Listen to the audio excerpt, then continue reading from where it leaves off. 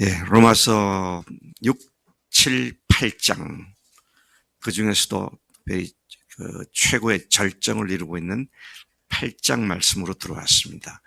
오늘 말씀 1절에서 17절까지인데요. 7장에서 바울은 자신의 속사람은 선을 행하기를 원하지만 자기 속에 있는 죄의 성품이 죄를 짓도록 자기를 속이고 그 결과로 자신의 원하는 것과는 달리 죄를 짓는 딜레마로 고통스러워 하면서 비명을 질렀습니다. 그는 죄를 짓는 실체로서의 자신 속에 작용하는 한 법을 깨달았다. 그 고통 가운데 한 가지 확실한 원칙이라고 할까요? 법을 깨달았는데 그게 뭐냐 할 때 선을 행하기를 원하는 것은 원하는 자기에게 악이 함께 있다고 하는 것. 정말 속사람은 악을 엉치 않고 선을 행하기를 원하지만 동시에 자기 속에 악이 존재해서 그것이 나를 속여 죄를 짓게 만들어. 그래서 죄를 지었을 때 율법의 정죄함 때문에 고통스러운 괴로움을 당하게 돼서 그래서 아이고야 죽겠다. 누가 나를 이 사망의 몸에서 건져낼 수 있을까. 이렇게 비명에 가까운 소리를 질렀던 모습을 보게 됩니다. 그렇게 얘기를 하다가 7장 마지막에 가서 뭐라고 말을 합니까? 완전한 반전을 이루는 말씀하죠. 그가 말하는 것은 이 딜레마, 고통스러운 딜레마를 벗겨주신 주 예수 그리스도로 말미암아 하나님께 감사한다. 아이고야 죽겠다 하던 사람이 감사하다고 말이 완전히 바뀌어지는 것을 보게 되는데 그렇게 말하게 된 이유는 8장 1절 2절 때문이었다. 어제 우리가 거기까지 말씀을 같이 묵상을 했었습니다. 8장 1, 2절에 명시되어 있는 것을 보면 죽으시고 부활하신 그리스도 예수를 주님으로 모시고 그분 안에 살아가는 자에게는 결코 정죄함이 없는데 어떤 잘못을 해도 그것을 정죄함 받지 않는데 그 이유는 그분 안에 있는 생명의 성령의 법이 죄와 사망의 법에서 너를 해방해 줬기 때문이다. 그러니까 이제는 어떤 법의 저촉을 받고 사는 자가 되었느냐라고 할 때에는 사망의 법이 아니다. 성령의 생명의 법이 우리를 주관하는, 우리는 그 법의 효력에 미침을 받고 사는 자가 되었기 때문이다. 그래서 7장 마지막 절에서 그리스도 예수로 말미암아 감사한다. 이제 그런 찬송의 감사의 말씀을 드리고 있는 것이죠. 자, 그렇게 생명의 성령의 법 가운데 우리가 들어가 있는데 3, 4절이 계속해서 이렇게 말하죠. 제가 이 3, 4절을 현대인을 위한 성경을 인용해 보았는데요. 우리의 타락한 성품 때문에 율법이 힘을 쓸 수 없었던 그것을 하나님은 하셨습니다.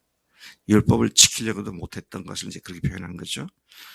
자, 하나님께서는 죄 문제를 해결하시기 위해 자기 아들을 죄 있는 인간의 모양으로 보내시고 우리의 죄값을 그분에게 담당시키셨는데 그것은 육신을 따라 살지 않고 성령님을 따라 사는 우리에게 율법의 요구를 이루게 하기 위한 것입니다. 참 놀라운 말씀입니다. 율법으로는 안 됐는데 율법을 할 수 없었는데 이제는 성령의 생명의 법으로 율법의 요구를 이루는 삶을 살게 하셨다. 참 이 말이 이해가 되고 경험이 되는 분들은 복이 있는 분들인 줄 믿습니다. 이게 무슨 소리지? 이렇게 되면 생명의 법과 그 생명의 법의 그 능력을 아직도 경험하지 못하고 있다. 그렇게 얘기를 할 수 있을 것입니다. 자, 이 문제에 대해서 반복해서 17절까지 말씀하십니다. 하나님의 영으로 인도함을 받는 그들이 그리스도의 사람이다. 누구로 성령으로 인도받지 아니하면 하나님의 사람이 아니다. 계속 말씀하는데 성령님의 인도하심을 따라 살 때에 그것을 거스르는 육신의 정욕을 이길 수가 있기 때문이다 하는 것이죠. 자, 계속해서 5절부터 8절까지 보면 바울은 우리 속에 작용하는 죄의 성품인 육신을 따르는 자, 그리고 반대로 성령을 따르는 자의 근본적인 차이점을 대조시켜 말하고 있습니다. 육신을 따라 사는 자, 우리가 이번 주에 육신에 대한 성경적 정의를 이미 내린 바 있습니다. 육신 하면 우리 몸을 얘기하는 거 아니잖아요. 몸은 성경에서는 육 또는 육체라고 말을 하고요. 또는 몸이라고 말하지만 육신은 아담 하와 타락 시에 타락된 부패한 인간의 성품이 죄성으로 물들어졌는데 그 죄성을 작용시키고 있는 우리의 성품, 바로 그것이 육신이죠. 그래서 육신으로 살 거냐 성령으로 살 거냐 그럴 때는 죄 성품에 따라 살 거냐 아니면 하나님의 영이신 성령께서 하신 말씀을 따라 살 거냐, 자, 이거를 말씀하고 있는 것입니다. 자, 이 두 사람, 성령을 따라 사는 사람과 육신을 따라 사는 사람 차이점을 이야기하고 있는데요. 육신을 따르는 자에 대한 얘기를 먼저 하는데, 육신을 따르는 자는 사망으로 끝나는 육신의 일을 행한다. 다시 말해서 죄를 행한다, 그것이죠. 영을 따르는 자는 생명과 평안을 가져다 주는 영의 일을 생각한다. 내가 육에 속해 있는지, 육신에 속해 있는지, 영에 속해 있는지의 첫 번째 구분점은 뭘 항상 생각하느냐 하는 겁니다. 육신의 일을 생각하느냐, 아니면 영의 일을 생각하느냐. 여러분, 그 동영상 중에 야리꾸리한 동영상을 보면, 그거 보면 그 생각으로 물들어 버립니다. 그리고 육신에 속해 있으면 육신의 일을 생각할 수밖에 없어요. 그런데 우리 집 사람처럼, 내가 아침부터 마누라 자랑하네. 우리 집 사람처럼, 집에는 새벽 하면 그냥 바로 찬송을 틀어놔요. 저는 아침에 집사람 덕분에 찬송을 듣습니다. 네. 근데 아침 한 7시 10분쯤 도착하면, 아침 그거 끝날 때까지가 8시 한 4, 50분 될 텐데, 그때까지 계속 찬송이 돌아가죠. 그럼 찬송 들으면서, 참, 그렇지. 하나님의 은혜가 그렇지. 이런 생각을 하지, 어떻게 하면 내가 나쁜 짓을 할까? 좀 더 교묘하게 할까? 이런 생각 안 하잖아요. 그러니까 무엇을 생각하느냐가 내가 어디에 속해 있느냐에 의해서 좌우된다. 자, 그런 말씀을 하고 있고요. 그 다음에 7절에 보면 육신의 생각은 하나님과 원수가 되는 것이다. 그런데 하나님의 법에 굴복할 수도 없고 굴복하지도 않는 것이 육신이다. 육신의 생각이다. 그렇게 말하죠. 그렇기 때문에 육신에 있는 자들은 결코 하나님을 기쁘시게 해드리는 삶을 살지 못하는 것이다. 그래서 여러분 잘 생각해 보세요. 하루 24시간 중에 자는 시간, 내가 의식을 컨트롤할 수 없으니까 자는 시간 빼고 예를 들어서 18시간 동안 내가 성령에 따라서 생각을 하는가, 육신을 따라 생각하는가, 그 portion, 비율이 어느 쪽이 더 많은가 생각을 해볼 필요가 있겠죠. 그렇다고 하여튼 그렇습니다. 그 다음에 육신에 속해 있는 사람들은 하나님을 기쁘시게 할 수가 없다. 우리 교회가 주님의 기쁨 교회잖아요. 그러니까 우리 철저히 성령님을 따라 생각하고 성령님께 순종해야 되죠. 자, 그래서 죄성, 육신과 성령님을 딱 대조시켜가지고 어떤 것에 좌우되는 생각을 하며 살아가느냐. 이것에 이제 초점이 맞춰져 있습니다. 9절 보면요. 만일 너희 속에 성령이 거하시면 너희가 육신에 있지 아니하고 영에 있나니. 자, 내가 육신에 속한 사람인지 성령에 속한 사람인지 뭘 보면 알 수 있느냐 할 때 우리 속에 성령님이 거하시느냐 거하지 않으시느냐, 그게 이제 관건이죠. 자, 그래서 누구든지 그리스도의 영이 없으면 그리스도인이 아니다. 크리스천의 정의가 여기 나와 있습니다. Who is Christian? 누가 그리스도인이냐? 성령을 모신 자들이다. 그러니까 그리스도인의 삶은 성령으로부터 시작되어지고요. 성령으로 계속되어지고 성령으로 맞춰지는 겁니다. 그래서 여러분 처음 구원받고 너무 기뻤는데 그 다음에 그 후에는 맨날 그때 기뻤던 거 향수에 젖어가지고 첫사랑을 회복해달라고 하는 그 말은 지금 자기가 어떻게 산다는 얘기입니까? 성령을 따라 살지 않고 육신을 따라 사는 삶이 더 크게 작용하고 있다. 그런 얘기가 되는 거죠. 그러니까 사실은 사람들이 부끄러운 줄 모르고 그게 겸손한 것처럼 주여 첫사랑을 회복해 주십시오. 근데 그게 사실 부끄러운 얘기예요. 제가 늘 얘기하지만 자주 얘기하잖아요. 제가 제 아내하고 49년 반을 살았어요. 49.5년을 살았어요. 근데 이 시점에 와가지고 제가 제 아내 보고 여보, 내가 당신한테 참 고백할 얘기가 하나 있어. 내가 정말 당신을 향해서 내가 간절한 소원이 있어. 그것은 당신을 사랑하던 첫사랑을 회복하는 거야. 그 말 하면 제 아내가 좋아하겠습니까? 그게 부끄러운 얘기예요, 사실은. 왜? 내가 성령을 안 산다는 얘기를 고백하는 거잖아요. 그러면 빨리 회개하고 성령을 따라 살아야 되는데 그게 굳어져 버리면은요, 우리 마음이 움직이기가 어려워집니다.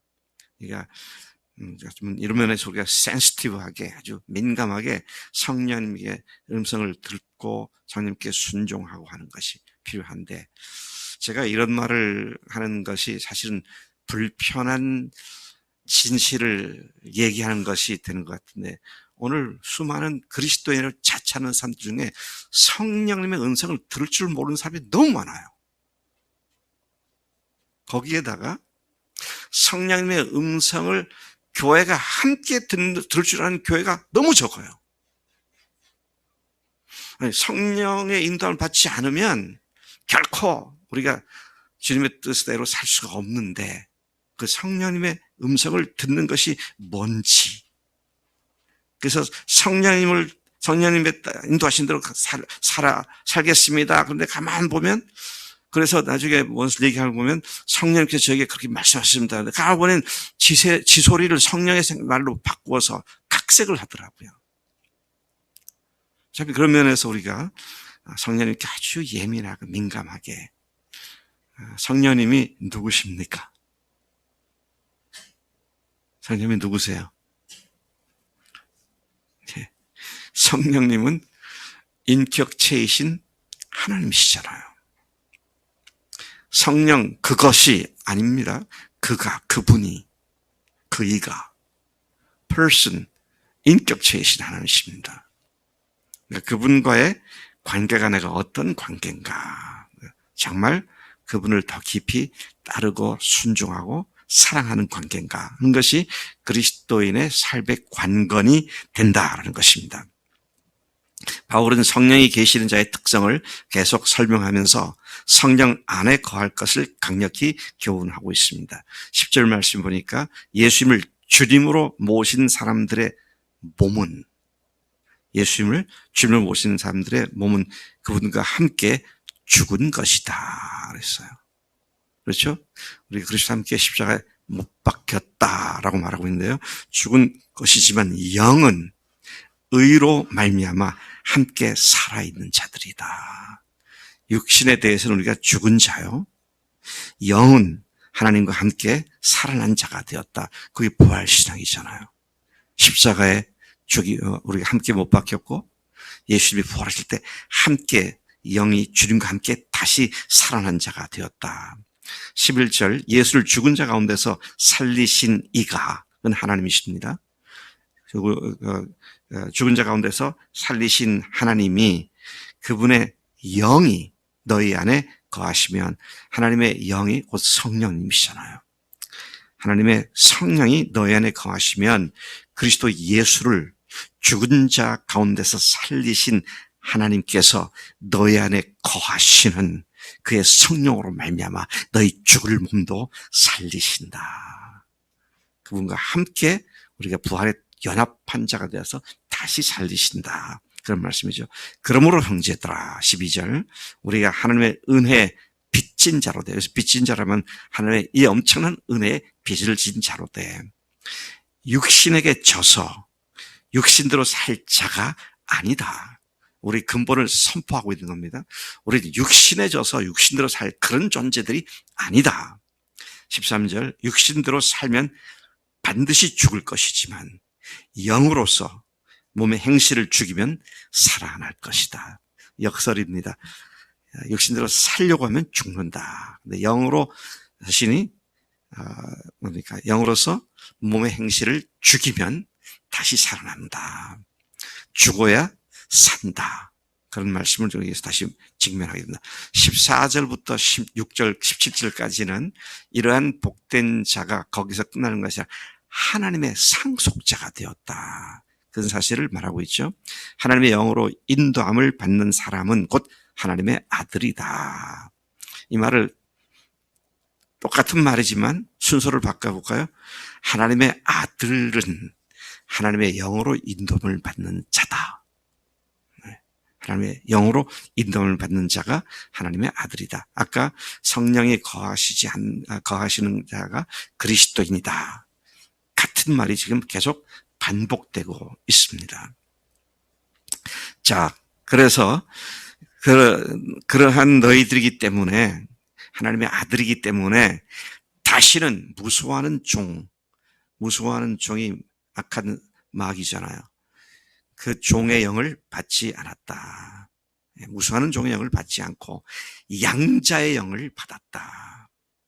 우리가 하나님의 아들, 딸이 된 것은 우리를 양자로 받아주시는 성령께서 우리를 그렇게 만드셨다. 그러므로 우리가 하나님을 뭐라고 부른다고요? 아빠, 아버지라고 부른다. 바울이 갈라디아서도 그렇게 말하잖아요. 아빠, 아버지라 하느니라. 아빠, 아버지로 부르게 하셨다. 참 영어로 말한다면 father가 아니라 daddy, 그렇죠? daddy, 아빠. 이제 아버지하고 아빠하고는 좀 어감이 달라요. 그렇죠? 우리 딸도 이제 누구하고 동갑인가? 신의 자매하고 동갑인가? 더 위인가? 그래도 지금 또 전화하면 아빠! 그런다고요. 그 두 마디가 이 마음을 녹일 때가 있더라고. 아이고, 이렇게 커도 나를 아빠라고 부르는 애가 있구나. 그런 생각이 드는데, 하나님이 우리의 아빠다. 근데 그냥 아빠가 어떻습니까? 우리를 상속자로 삼아주신 하나님 아버지시다. 거기에다가 성령께서 하신 일이 뭡니까? 16절, 친히 우리 영으로 더불어 우리가 하나님의 자녀인 것을 증언해 주신다. 증거해 주신다. 우리가 참 놀랍습니다. 예수님을 믿고 내가 하나님의 아들이 됐구나, 딸이 됐구나, 이런 확신을 내가 자기 암시를 걸어가지고 체면 상태에서 내가 믿게 된 건 아니잖아요. 어떻게 하나님의 아들, 딸이 돼요? 네, 어떻게 하셨다고요? 성령께서 그렇게 만드셨고 성령께서 그걸 증거까지 해주신다. 그래서 우리가 하나님의 자녀가 된 것, 예수님이 나의 주님이시라 고백하는 것은 그 어떤 것으로도 대체시킬 수 없는 오직 성령께서 해주시는 일인 줄로 믿습니다. 자, 계속해서 17절, 자녀이면 또한 상속자, 곧 하나님의 상속자요, 그리스도와 함께한 상속자니 우리가 그와 함께 영광을 받기 위하여 고난도 함께 받아야 할 것이니라. 여러분, 주님을 위해서 고난을 받고 계십니까? 진짜 문자 그대로 고난을 받는 것이 그리스도인의 삶입니다. 특별히 여러분, 저는 이런 고난을 여러분들이 많이 받기를 바랍니다. 어떤 고난? 한 영혼을 구원하고 그들이 주님 앞에 바로 서도록 하는 일에 있어서 그가 주님 앞에 계속 거부하고 또 육신에 지는 이런 것들 때문에 그에게 다가가서 얘기를 하고 도와줄 때 때로는 냉대를 받기도 하고 때로는 무시를 당하기도 하는데, 그런 고난은 받으면 받을수록 뭐가 크다? 하늘의 상이 큽니다. 근데 이제 난 그렇게 복잡하게 살고 싶지 않아. 나 한 몸 잘 치닥거리 하기도 바쁜데 그러고 살면 하늘의 상이 없죠.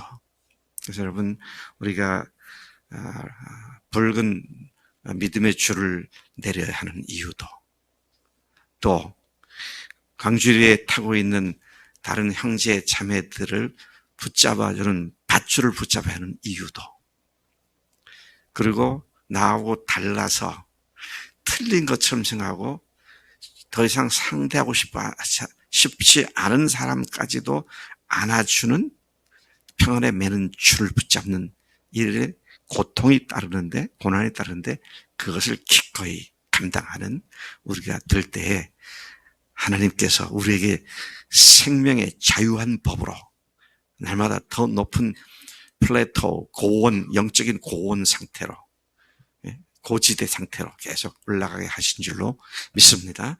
하나님 아버지 감사합니다. 오늘 이 아침 로마서 8장 말씀을 통하여 우리가 어떻게 성령 안에 자유한 법 가운데 육신을 따라 살지 않고 성령님을 쫓아 삶으로 생명의 자유한 법을 누릴 수 있는지를 다시 읽혀주신 것을 감사합니다. 하나님, 우리가 무엇을 하든지 성령의 뜻을 잘 살피고 성령님과 친근한 상태에서 성령님을 의지하고 성령님의 능력을 따라 승리하는 매일의 삶이 되도록 인도하시는 줄로 믿습니다. 그것들을 방해하는 모든 것들로부터 벗어나게 하시고 육신에 따라 살지 않도록 우리를 복주신 줄로 믿습니다. 그렇게 살겠습니다. 감사합니다. 예수님의 이름으로 기도로 삼나이다. 아멘. 아멘.